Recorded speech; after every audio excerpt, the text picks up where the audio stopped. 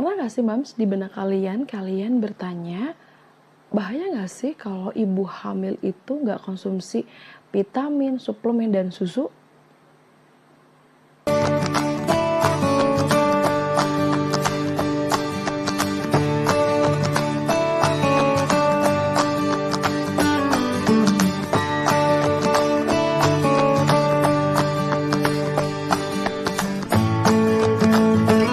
Halo, assalamualaikum warahmatullahi wabarakatuh. Selamat datang kembali di channel YouTube aku. Terima kasih sudah mampir. Dan seperti biasa di video kali ini aku mau sharing beberapa hal yang mungkin dari para mams semuanya pernah punya pemikiran yang sama. Yaitu bahaya nggak sih kalau misalnya ibu hamil itu tidak konsumsi obat-obatan, suplemen atau vitamin, susu gitu ya. Maksudnya obat-obatan itu suplemen gitu ya, Mams. Nah, karena kenapa bisa terjadi pertanyaan di benak kayak gitu, Mams? Karena beberapa mams atau sebagian mams itu merasakan hamilnya sakit, sama halnya kayak aku ya, Mams ya. Jadi sakitnya itu bener-bener kayak susah makan gitu. Jangankan kita mau minum suplemen dari luar atau vitamin, apalagi susu gitu ya kan. Karena untuk makan pribadi pun atau makan normal pun kita susah gitu ya, Mams ya. Karena ya mungkin tadi yang aku sampai sakit itu mual, enak gitu. Jadi susah makan lah istilahnya. Itu sama kayak aku.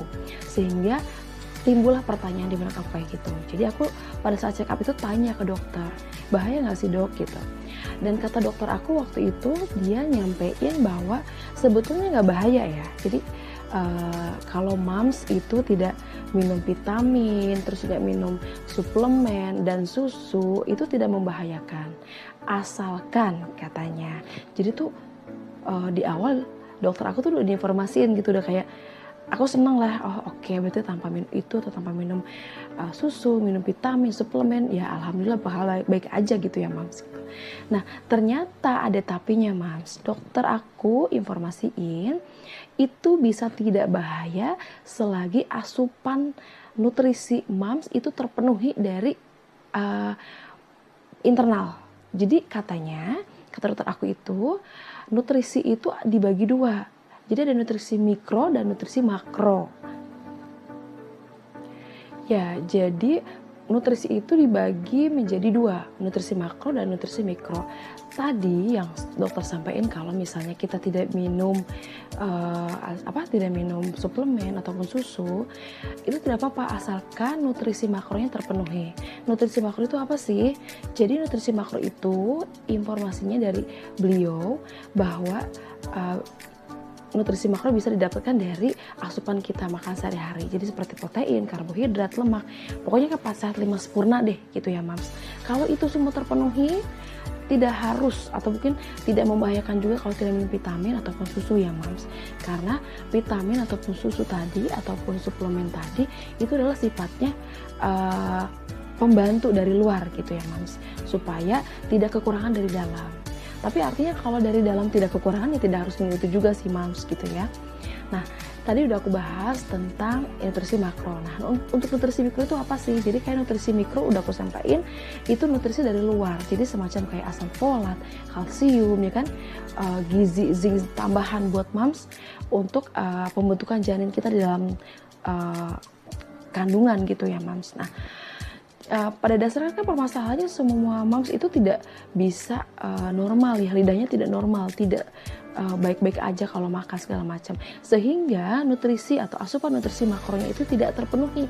Makanya mams itu disarankan, bahkan mungkin bisa dibilang diwajibkan ya, untuk menambah nutrisi mikro atau nutrisi dari luar, yaitu seperti penambahan asam folat, kalsium, semuanya itu harus gitu.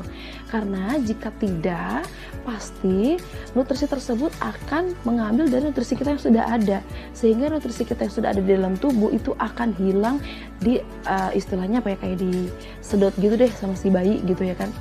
Nah, ini pengalaman pribadi aku sih, Mams. Jadi aku waktu hamil memang susah banget kayak minum susu, suplemen itu nggak bisa, karena memang nggak tahu kenapa ya gitu, karena susu bawahnya enak aja gitu, karena tadi aku bilang di video sebelumnya juga bahwa hamil aku udah aku sampein tuh hamilnya sakit, jadi makan asupan sehari-hari pun susah banget gitu, jadi terus muntah gitu ya, makan muntah, bahkan tidak makan pun juga muntah ya mams gitu. Nah otomatis kan asupan nutrisi makronya nggak terpenuhi, udah gitu aku gak minum susu dan gak minum suplemen kalsium atau zinc kayak gitu deh gitu ya kan, tapi hanya untuk beberapa waktu ya, mungkin sekitar 1-2-3 bulanan paling lama gitu aku nggak minum suplemen itu. Nah efeknya apa, jadi aku tuh sempet pas hamil itu gigi aku sakit mams, tiba-tiba sakit tiba-tiba bolong sedikit, bolong tiba-tiba sampai gede banget. Ternyata pas aku konsultasikan ke dokter bahwa hal itu terjadi karena apa ya, kayak pentransferan nutrisi kalsium dari gigi kita itu untuk nutrisi si bayi dalam kandungan, karena tidak ada nutrisi tambahan dari tubuh mamsnya, sehingga nutrisi yang ada di mamsnya itu diambil gitu. Padahal kasusnya kata dokter aku, kalau aku minum suplemen obat itu pasti akan membantu dan mungkin akan mencegah tidak akan terjadi bolong di gigi atau sakit gigi lah kayak gitu. Dan di situ aku kaget ya, karena pertama aku biasanya sering nerapin ya kalau mau tidur aku sikat gigi, mau mandi aku sikat gigi segala macam gitu. Tapi tiba-tiba kok kayak sakit gitu, tiba-tiba sakit bolong jadi gede mams gitu ya kan. Ternyata itulah kayak pengeroposan atau pentransferan nutrisi kalsium ya, kalsium tulang kita ke si bayi dalam kandungan kita mams gitu ya. Nah intinya tadi pertanyaan bahaya atau tidaknya tergantung ya. Jadi bisa dibilang tidak bahaya kalau asupan nutrisi makronya tadi seperti karbohidrat, protein atau kayak makan kita sehari-hari di 4 sehat 5 sempurna itu tercukupi, itu tidak bahaya ya mams. Kita tidak bahaya kalau tidak makan, maksud aku tidak minum susu atau tidak makan suplemen begitu ya mams. Tapi bisa jadi bahaya banget kalau asupan nutrisi makronya itu nggak terpenuhi ya, jadi kayak susah makan. Jadi makanya ini harus didukung dengan nutrisi mikro atau dari luar seperti asam folat begitu ya, kemudian juga kalsium, zinc, semuanya yang dibutuhkan tubuh janin supaya tidak mengambil dari tubuh si mamsnya langsung begitu ya. Nah lalu misalnya kalau asupan nutrisi makronya terpenuhi, terus ibunya juga terus minum obat suplemen, kemudian susu gitu ya kan, sebetulnya itu tidak dilarang ya mams, kata dokter aku itu silakan saja, tapi ada porsinya begitu kan. Karena contohnya seperti ini, kalau mams mungkin membutuhkan kalsium hariannya atau nutrisi hariannya katakanlah cuma berapa mg gitu ya, tapi karena didukung dari asupan nutrisi makronya terpenuhi, kemudian juga ditambah dari nutrisi mikronya itu melebihi dari batas porsinya, itu juga bisa bahaya mams gitu ya. Contohnya kayak kita asam folat deh, misalnya kalau kita mengkonsumsi kandungan asam folat lebih tinggi, jadi misalnya dari asupan nutrisi makronya ada asam folatnya, kemudian dari nutrisi mikronya juga ada obat asam folatnya, kita minum sehingga kan itu akan bercampur jadi lebih besar, jadi lebih dari porsi yang seharusnya ya mams gitu. Nah itu yang berbahaya. Jadi contoh bahayanya itu kayak asam folat kan itu mengandung asam, jadi bisa menaikkan asam lambung si mams gitu ya, dan itu berbahaya juga sih gitu ya.